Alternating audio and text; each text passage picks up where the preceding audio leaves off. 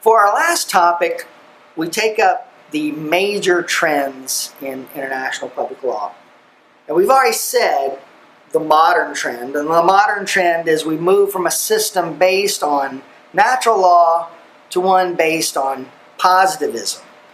The world has moved from a system based on customary practice, meaning this is the way nations act and these are the obligations that a nation has, to multilateral treaties. That we enter into these large-scale agreements, and that governs what we can and can't do, what our obligations are, as well as what our responsibilities are. What's another trend? Well, another trend is the declining role of the state. Again, we're going to talk a lot more about the state in the next lecture, but essentially what happened is the state, as a player in international law, has declined in importance. It's not as important as it used to be. The state is now one more player in the international context. You can see this dramatically in terms of who is the enemy of the United States right now. Now, if you'd asked that question 20 years ago, if you'd asked it back in the 80s, when I was in school, the answer would clearly have been the Soviet Union. The Soviet Union is our enemy. The Soviet Union is opposed to what we believe. This nation does not believe what our nation believes, and therefore that's the enemy. Well, who's our enemy now? Terrorists, Islamic extremists, these organizations, Al-Qaeda, or the complete opposite of Al-Qaeda, which is ISIS. These organizations are the enemy of the United States, not a particular state, but organizations that cross state boundaries. ISIS operates in Syria, they operate in Iraq, they operate in Turkey, they operate in Iran. So we have an enemy that crosses state borders and is not a state. Now, the final major trend I want to talk about is the world has changed from a decentralized system, a small number of states, to an organized system based on global institutions, primarily the United Nations, in which now the wants and the needs of 150 other countries must play a role in international law, must play a role in international affairs. The world has also moved from states having the freedom of the use of force to the basic principle of non-use of force, modified, however, by this notion of the humanitarian war.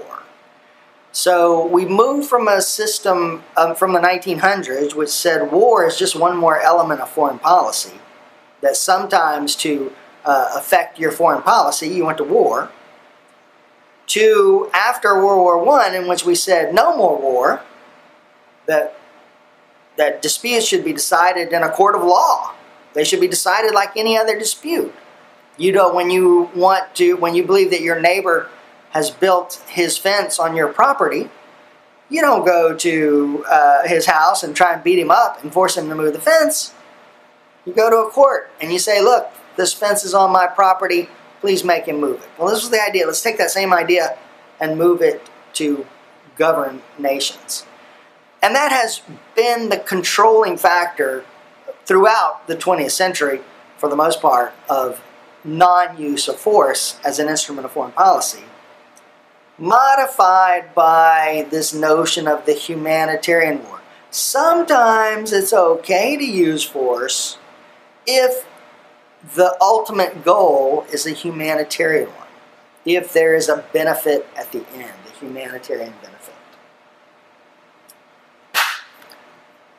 Now, our final topic is going to be based on, is international law really law? Is international law really law? And we're going to look at it really from three different perspectives, three different ways of answering this question of, is international law really law? And there's going to be pros and cons for each perspective. Now we start with the positivist perspective. So we're going to answer this question of, is international law really law? And let's look at it through a positivist lens. Now remember, positivism says is that the law is a command of the sovereign that's backed by threat of a sanction. Well, obviously, in international law, there is no sovereign. There is no ultimate decider of things.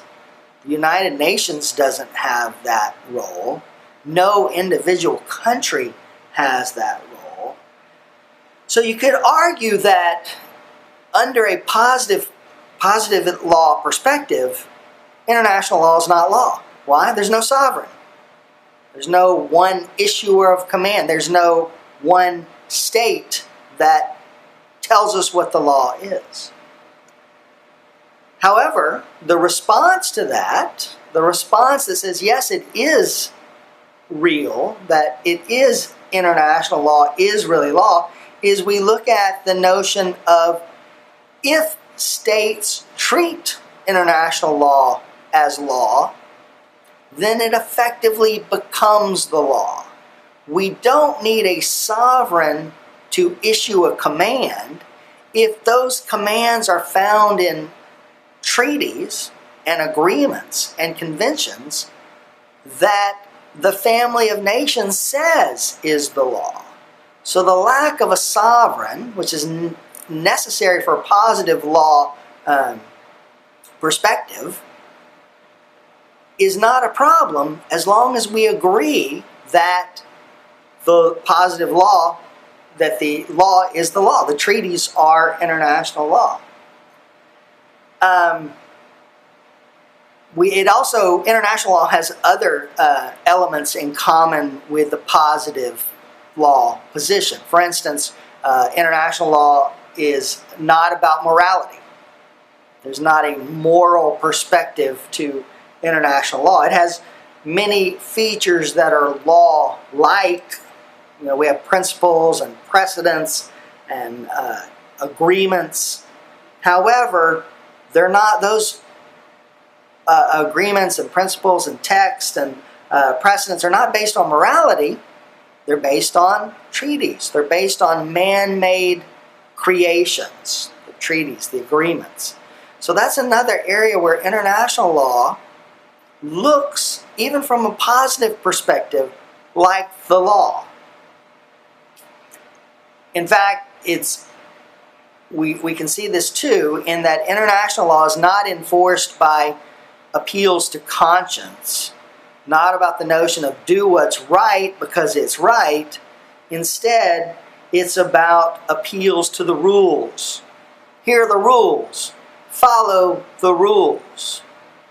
We have a treaty that says, don't mistreat your prisoners of war.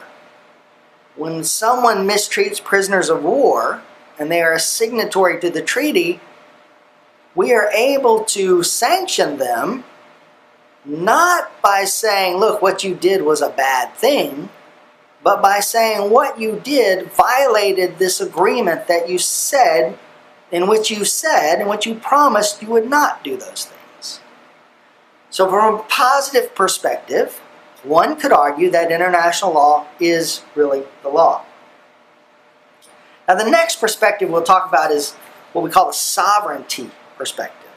And we'll talk more about sovereignty when we discuss states in the next lecture. But essentially what sovereignty refers to is the authority of a state, the ability of a state to govern itself without outside interference.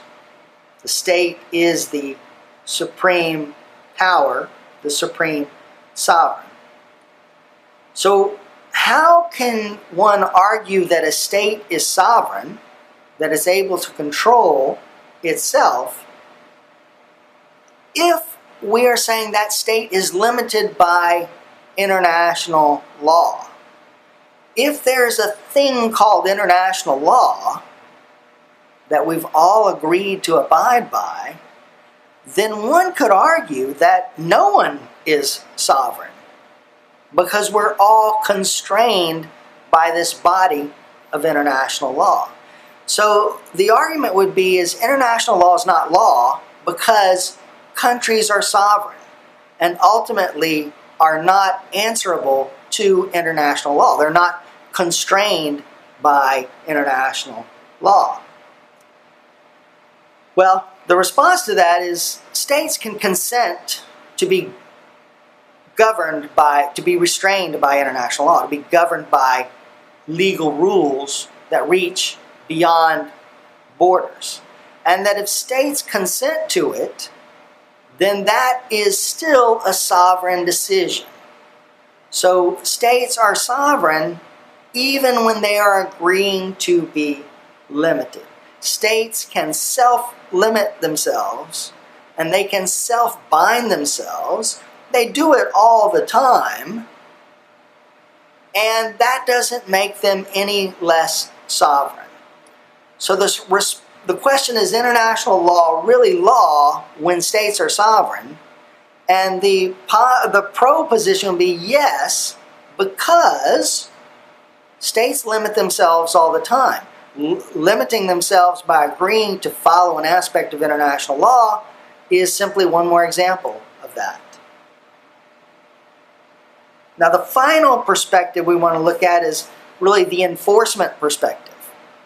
And the enforcement perspective says that that international public law can't be the law because there's no legal system. It lacks the essential elements of a legal system. There's no executive branch to enforce the law. There's no legislature that creates the law. There is no binding judicial system that is going to enforce the law and face disputes. So one could argue from the enforcement perspective, international law can't be law because it doesn't look like a legal system. It doesn't have the elements of a legal system. Now, there is the counter to that then is it goes back to this idea that we can agree to bind ourselves. Although there's no executive to enforce the law, there are organizations that exist to essentially do that. Although there's no legislature, there is the UN, the United Nations General Assembly, and the Security Council, and treaties, which all, in their own way, are a form of making lawmaking. And although there's no binding judiciary, we do have the International Court of Justice, an arm of the United Nations based in The Hague, in the Netherlands. And if two countries willingly enter into an agreement where they will be bound by that decision, then the ICJ, the International Court of Justice, does act as a judiciary, a judicial system. So just because there are gaps in the notion of an executive branch and a legislative branch and a judicial branch, just because gaps exist, it doesn't mean that the law doesn't exist. So the argument is international law is not law because there's no elements of a legal system. Enforcement is not available. Well, the response to that is there are gaps, yes, but we have created many of those same elements. We have an executive branch to a limited degree. We have a legislative branch found in treaties and in the General Assembly and Security Council, and we've got a judicial system, the International Court of Justice, which can rule on disputes between nations. So that's the three perspectives I want you to know. At some point where I'm going to ask you a question, is international law really law? And I'll ask for your answer, and you should probably think about looking at it from those perspectives, going back to that. If you have any questions, feel free to email me, call me, come see me in my office. I'd be happy to go over this in greater detail with you then. Thanks a lot for listening, and we'll see you next time.